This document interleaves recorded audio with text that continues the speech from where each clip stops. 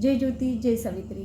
सावित्री शक्तीपीठ India news चॅनलमध्ये मी सौरुंदा रोशन तळस राहणार परतवाडा आपल्या सर्वांचे हार्दिक स्वागत करते.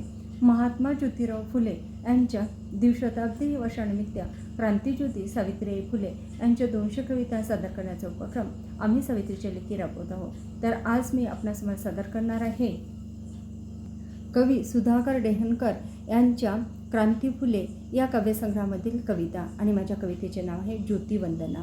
समाज क्रांतीचा अग्रदूत तू, बहुजनांची प्रेरणा, ज्योतिबा घे आमची वंदना, क्रांतिबा घे आमची वंदना.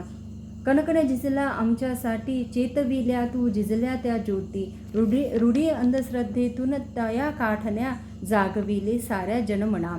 मनुवाद्यांच्या छळवणुकी खाली, बहुजन इथला कासा वीस होई, पिढ्यानपिढ्यांच्या अज्ञानातून काढण्या, तयाच्या शिक्षणाची दिली प्रेरणा. खुले केले शिक्षण दीन दलितांसाठी, स्त्रियांसाठी पुण्यात पहिली शाळा काढी. सावित्री आईला पुढे करून या, दूर केले स्त्रियांच्या अज्ञाना. धर्म नव्हेच कुणाची मक्तेदारी, खरा धर्म तो जो सर्वांना तारी. उच्च नीचतेच्या बेड्या तोडून केले मुक्त जनजीवना. चला तर मग या कवितेचा आपण थोडक्यात अर्थसुद्धा समजून घेऊया.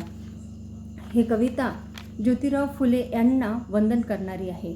ज्योतिबा हे समाज क्रांतीचे अग्रदूत असून बहुजनांना प्रेरणा देणारे महान व्यक्ती होते. ज्योतिबांनी आम्ही मनापासून वंदना करतो. ज्योतिबांनी आपले संपूर्ण आयुष्य समाजाच्या कल्याणासाठी खर्च केले. जे लोक ज्ञानापासून दूर होते, जे आपले हालाकीचे जीवन जगत होते, त्यांच्यात ज्ञानाची आणि जागृतीची ज्योत पेटवली. लोकांना जुन्या चुकीच्या रूढी परंपरा अंधश्रद्धांमधून बाहेर काढण्याचा प्रयत्न केला. त्यांनी समाजातील लोकांच्या मनात जागृती निर्माण केली. जातीभेद आणि अन्यायामुळे बहुजन समाजाला खूप त्रास सहन करावा लागत होता. अनेक पिढ्यांपासून चालत आलेले अज्ञान दूर करण्यासाठी ज्योतिबांनी प्रयत्न केले. त्यांनी बहुजनांना शिक्षण घेण्यासाठी प्रोत्साहन दिले. ज्योतिबांनी गरीब आणि दलितांसाठी शिक्षणाची दारे खुली करून दिली. त्यांनी मुलींसाठी पुण्यात पहिली शाळा सुरू केली. सावित्रीबाई फुले यांच्या मदतीने मुलींच्या शिक्षणाचे कार्य पुढे नेले. स्त्रियांना शिक्षण देऊन त्यांचे अज्ञान दूर करण्याचा प्रयत्न केला.